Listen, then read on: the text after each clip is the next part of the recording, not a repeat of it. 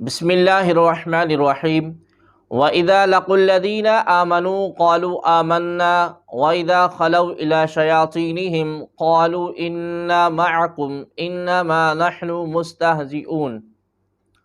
اور جب ایمان والوں سے ملیں تو کہتے ہیں کہ ہم ایمان لائے، اور جب اپنے شیطانوں کے پاس اکیلے ہوں تو کہیں کہ ہم تمہارے ساتھ ہیں، ہم تو یوں ہی ہنسی کرتے ہیں۔ وَإِذَا لَقُوا الَّذِينَ آمَنُوا، اور جب یہ ایمان والوں سے ملتے ہیں، منافقین کا مسلمانوں کو بیوقوف کہنا اور کفار سے اظہار یکجہتی کرنا اپنی نجی محفلوں میں تھا، جبکہ مسلمانوں سے تو وہ یہی کہتے تھے کہ ہم مخلص مومن ہیں۔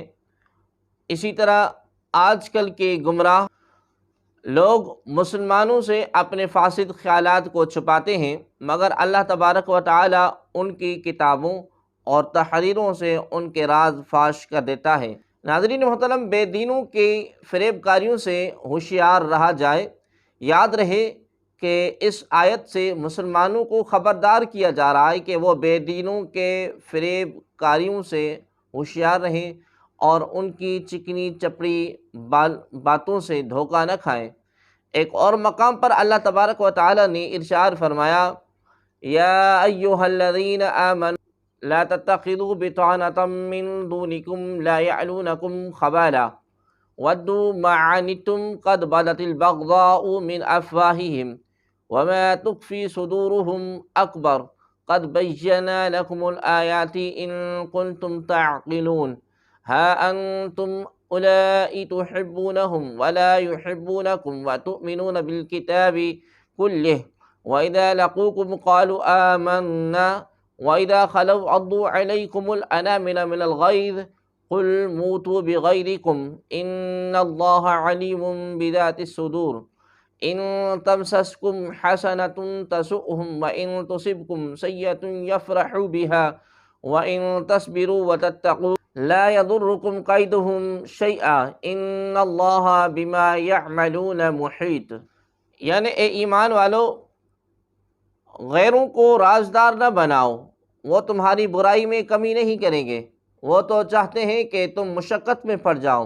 بے شک ان کا بغض تو ان کے منہ سے ظاہر ہو چکا ہے، اور جو ان کے دلوں میں چھپا ہے وہ اس سے بھی بڑھ کر ہے۔ بے شک ہم نے تمہارے لیے کھول کر آیتیں بیان کر دیں اگر تم عقل رکھتے۔ خبردار، یہ تم ہی ہو جو انہیں چاہتے ہو اور وہ تمہیں پسند نہیں کرتے، حالانکہ تم تمام کتابوں پر ایمان رکھتے ہو، اور وہ جب تم سے ملتے ہیں تو کہتے ہیں کہ ہم ایمان لا چکے ہیں، اور جب تنہائی میں ہوتے ہیں تو غصے کے مارے تم پر انگلیاں چباتے ہیں۔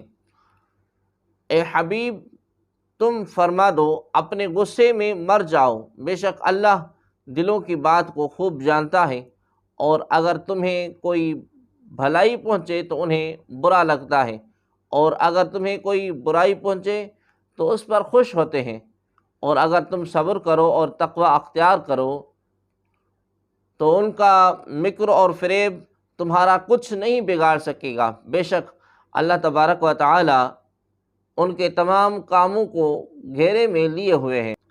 ناظرین محترم، رسول اللہ صلی اللہ تعالی علیہ وآلہ وسلم نے ارشاد فرمایا، ایاکم و ایاہم لا یضلونکم ولا یفتنونکم، ان سے دور رہو اور انہیں اپنے سے دور کرو، کہیں وہ تمہیں گمراہ نہ کر دیں، کہیں وہ تمہیں فتنے میں نہ ڈال دیں۔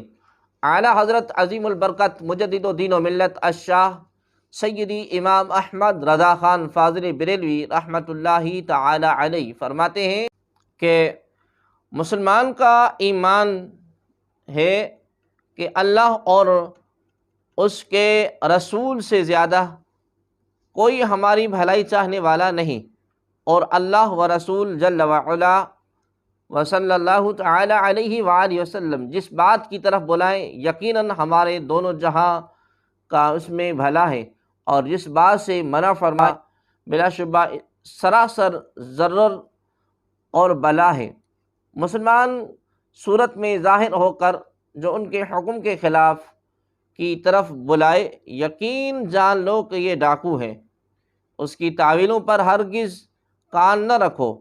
رہزن جو جماعت سے باہر نکال کر کسی کو لے جانا چاہتا ہے، ضرور چکنی چکنی باتیں کرے گا، اور جب یہ دھوکہ میں آیا اور ساتھ ہو لیا تو گردن مارے گا، مال لوٹے گا۔ شامت اس بکری کی اپنی رائی یعنی چرانے والے کا ارشاد نہ سنے، اور بھیڑیا جو کسی بھیڑ کی اون پہن کر آیا اس کے ساتھ ہو لے۔ مصطفیٰ صلی اللہ علیہ وآلہ وسلم تمہیں منع فرماتے ہیں، وہ تمہاری جان سے بڑھ کر تمہارے خیر خواہ ہیں۔ حریص علیکم، تمہارا مشقت میں پڑنا ان کے قلب اقدس پر گراں ہے۔ عزیز علیہ ما عنتم، واللہ وہ تم پر اس سے زیادہ مہربان ہیں، جیسے نہایت چہیتی ماں اکلوتے بیٹے پر۔ بالمؤمنین رؤوف الرحیم، ان کی سنو، ان کا دامن تھامو، ان کے قدموں سے لپٹ جاؤ۔ وَإِذَا خَلَوْا إِلَىٰ شَيَاطِينِهِمْ، اور جب اپنے شیطانوں کے پاس تنہائی میں جاتے ہیں۔ یہاں شیطان سے کفار کے وہ سردار مراد ہیں اور جو دوسروں کو گمراہ کرنے میں مصروف رہتے ہیں۔ منافق جب ان سے ملتے ہیں تو کہتے ہیں کہ ہم تمہارے ساتھ ہیں، اور مسلمانوں سے ملنا محض استہزاء کے طور پر ہے، اور ہم ان سے اس لیے ملتے ہیں تاکہ ان کے راز معلوم ہو اور ان میں فساد انگیزی کے مواقع ملیں۔ اس سے معلوم ہوا کہ جس طرح جنات میں شیاطین ہوتے ہیں، اسی طرح انسانوں میں بھی شیاطین ہوتے ہیں۔ انما نحن مستہزئون، ہم تو صرف ہنسی مذاق کرتے ہیں۔ منافقین صحابہ کرام رضوان اللہ علیہم اجمعین کے سامنے ان کی تعریفیں کرتے اور بعد میں ان کا مذاق اڑاتے تھے۔ اس بات کو بیان کرنے کے لیے یہ آیت مبارکہ نازل ہوئی۔ ناظرین محترم، اس آیت سے معلوم ہوا کہ صحابہ کرام رضوان اللہ تعالی علیہم اجمعین اور پیشوایان دین کا مذاق اڑانا منافقوں کا کام ہے۔ آج کل بھی ایسے لوگوں کی کمی نہیں جو اپنی مجلسوں اور مخصوص لوگوں میں علماء اور صلحاء اور دینداروں کا مذاق اڑاتے اور ان پر پھبتیاں کستے ہیں، اور جب ان کے سامنے آتے ہیں تو منافقت سے بھرپور ہو کر خوشامد اور چاپلوسی کرتے ہیں اور تعریفوں کے پل باندھتے ہیں۔ یوں ہی ایسے لوگوں کی بھی کمی نہیں جنہیں مذہب اور مذہبی نام سے نفرت ہے، اور مذہبی حلیہ اور وضع اور قطع دیکھ کر ان کی طبیعت خراب ہو جاتی ہے۔ اللہ تبارک و تعالیٰ ان لوگوں کو ہدایت عطا فرمائے۔ یاد رہے کہ انبیاء کرام علیہ السلام اور دین کا مذاق اڑانا کفر ہے۔ یوں ہی صحابہ کرام رضوان اللہ علیہم اجمعین کی بے ادبی گمراہی ہے۔ اس طرح علم کی وجہ سے علماء دین کا مذاق اڑانا کفر ہے، ورنہ حرام ہے۔ اللہ یستہزئ بہم ویمدہم فی طغیانہم یعمہون، اللہ ان کی ہنسی مذاق کا انہیں بدلہ دے گا، اور ابھی وہ انہیں مہلت دے رہا ہے کہ یہ اپنی سرکشی میں بھٹکتے رہیں۔ اللہ یستہزئ بہم، اللہ ان کی ہنسی مذاق کا انہیں بدلہ دے گا۔ اللہ تعالیٰ استہزاء اور تمام عیوب سے پاک ہے۔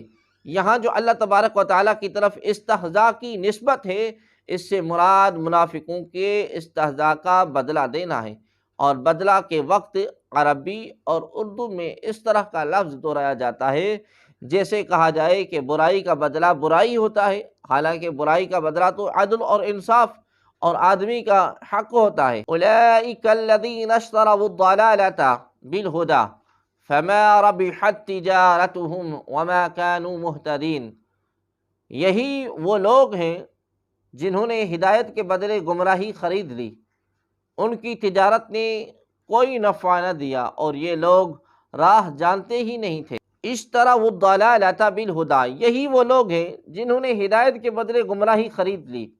ہدایت کے بدلے گمراہی خریدنا یعنی ایمان کے بجائے کفر اختیار کرنا نہایت خسارے اور گھاٹے کا سودا ہے۔ یہ آیت یا تو ان لوگوں کے بارے میں نازل ہوئی جو ایمان لانے کے بعد کافر ہو گئے، یا یہودیوں کے بارے میں نازل ہوئی جو پہلے تو حضور پر نور صلی اللہ علیہ وآلہ وسلم پر ایمان رکھتے تھے، مگر جب حضور اقدس صلی اللہ علیہ وآلہ وسلم کی تشریف آوری ہوئی تو منکر ہو گئے۔ یا یہ آیت تمام کفار کے بارے میں نازل ہوئی۔